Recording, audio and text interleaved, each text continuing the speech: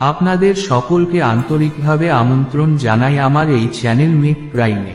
আজকের এই ভিডিওতে আলোচনা করব ভগবান শিব কিভাবে সুদামাকে হত্যা করেছিলেন এই আকর্ষণীয় গল্প নিয়ে।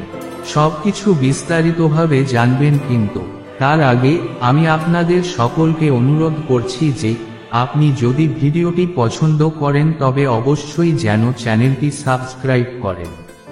সুদামা এক ব্রাহ্মণ পরিবারে জন্মগ্রহণ করেন। তার পিতার নাম রঘুনাথ এবং মাতার নাম পার্বতী দেবী।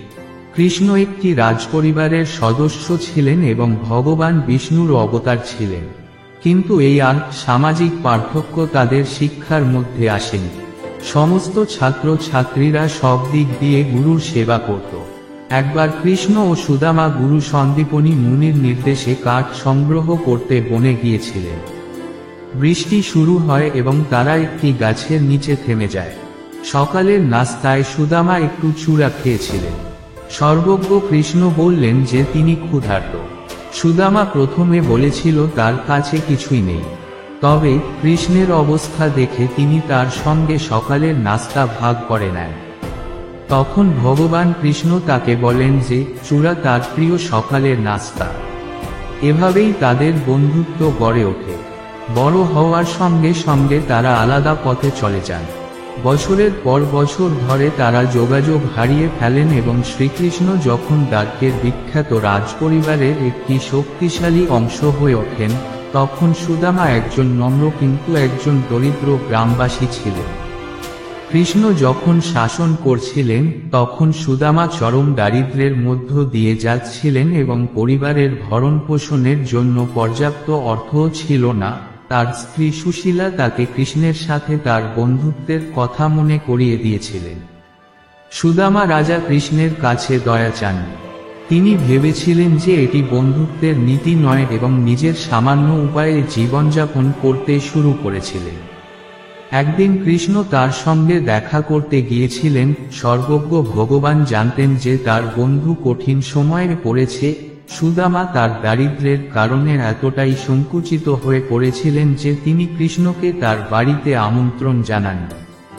কৃষ্ণ বিদ্রূপ করে তাকে একটি জলখাবার পরিবেশন করতে বলেছিলেন, কারণ তিনি একজন অতিথি ছিলেন।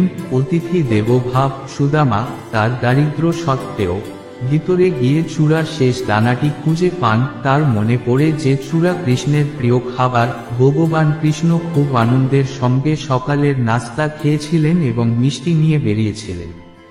সুদামা যখন বাড়িতে ফিরে যেতে শুরু করেন তখন তিনি অবাক হয়ে যান যে তার বাড়িটি কুটিরের পরিবর্তে একটি রাজপ্রাসাদে পরিণত হয়েছে।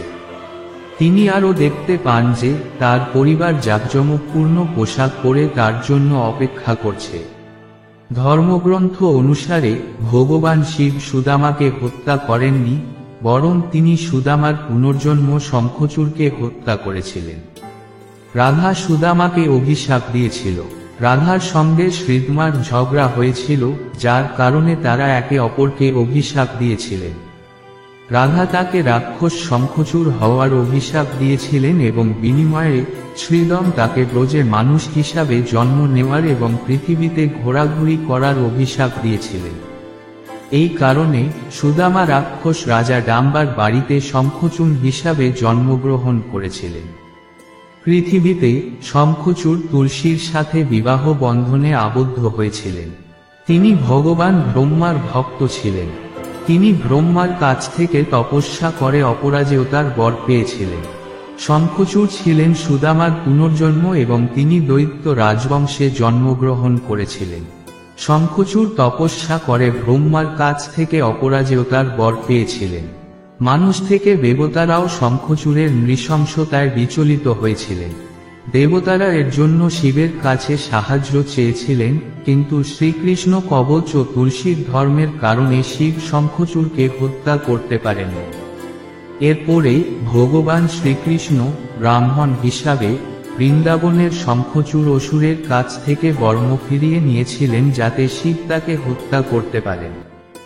এরপর ভগবান শিব তার ত্রিশূল দিয়ে শঙ্খ জ্বালান। প্রিয় বন্ধুরা, এটি ছিল ভগবান শিবের দ্বারা সুদামা হত্যার গল্প। কমেন্ট করে জানাবেন ভিডিওটি কেমন লাগলো। ভিডিওটি ভালো লাগলে চ্যানেলটি সাবস্ক্রাইব করুন। আগামীকাল একটি নতুন ভিডিও নিয়ে দেখা হবে।